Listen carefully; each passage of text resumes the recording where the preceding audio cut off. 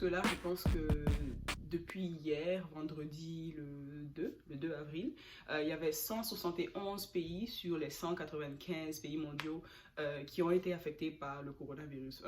Des maths rapides, à peu près 90% du monde, des entités mondiales sont touchées par ce virus-là et sont en train de prendre des mesures nationales. Ça implique déjà beaucoup de difficultés à l'intérieur du pays. Pour qu'un gouvernement prenne des mesures telles pour toute sa population, on a plus d'1 million de gens qui ont été affectés par cette maladie-là. Donc, quand on dit 1 million qui ont été affectés, c'est les gens qui ont été malades, qui ont été déclarés, probablement qui ont été traités à l'hôpital.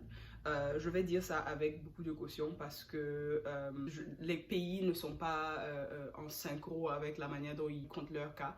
Mais en tout cas, ce dont on peut être sûr, c'est que ce million-là qu'on a estimé, c'est au moins le million qu'on a vu. Donc si c'est le million qu'on a vu, c'est les gens qui sont allés à l'hôpital, c'est les gens qui se sont fait tester, qui sont positifs.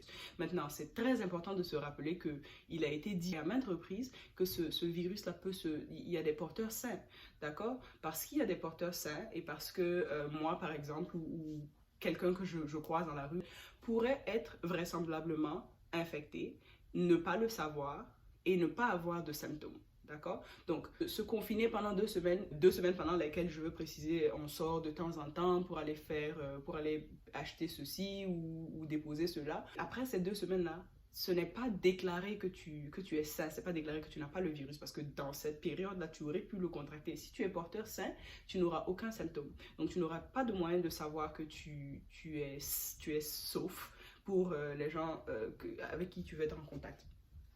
Donc, avec la globalisation qu'on voit de nos jours, pratiquement et quasiment tous les pays du monde sont affectés par ceci. La globalisation, c'est un terme que tu n'as même plus besoin d'utiliser parce que de nos jours, quand tu as besoin, si tu as un commerçant et que tu vends des motos, tu vends des habits, tu vends, etc., commander ça d'ailleurs, ce n'est plus un grand concept. D'accord?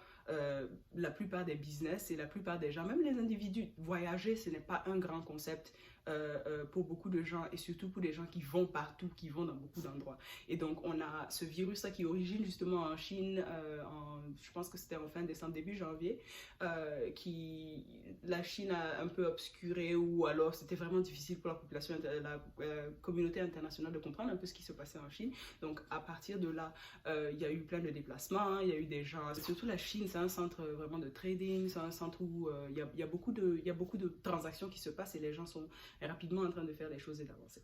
Et donc, par rapport à ça, une fois qu'on a cette propagation-là qui commence et qui n'est pas prévenue, qui est dédramatisée, on a des gens qui sont confortables dans leur voyage, qui rentrent, qui repartent, qui vont ailleurs, etc.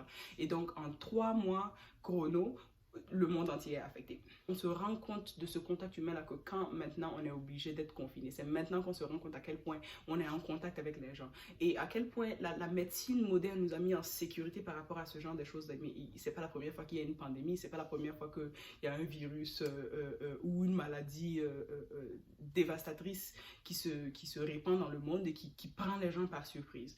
Je pense qu'on vit même dans une ère où on est quand même chanceux que les gouvernements ont la technologie et les ressources de se mettre un peu en avant-pied de ces vagues-là. Mais je trouve que c'est toujours pas leur responsabilité unique. Je trouve que c'est toujours dans la responsabilité collective de faire en sorte que ces choses-là ne continuent pas de nous affecter d'une manière aussi dévastatrice.